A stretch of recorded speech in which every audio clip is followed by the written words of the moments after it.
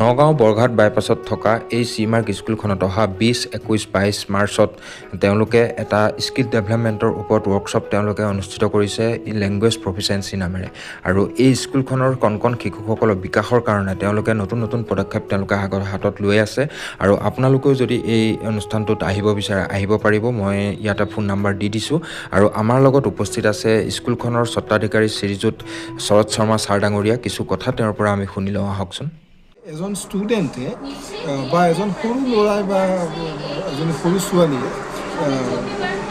Suppose he is reading in class 3 or 4, তেওঁ যাতে এখন ইংৰাজী নিউজ পেপাৰে হওক বা হিন্দী নিউজ পেপাৰে হওক খুব ধুনীয়াকৈ পঢ়িব পাৰে।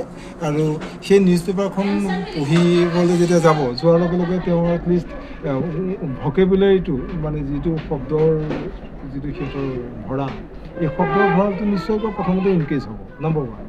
আৰু নম্বৰ 2, খুব ইম্পৰ্টেণ্ট ঘটনা তাত সৰু কিছুমান বস্তু থাকে। দেখা কৈছোঁ HC তাৰমানে হাইকোৰ্ট, SC মানে সুপ্ৰিম কোৰ্ট, TM তাৰমানে তামিলনাডু, JK তাৰমানে জম্মু এণ্ড কাশ্মীৰ, PM মানে প্ৰাইম মিনিষ্টাৰ, CM মানে চিফ মিনিষ্টাৰ।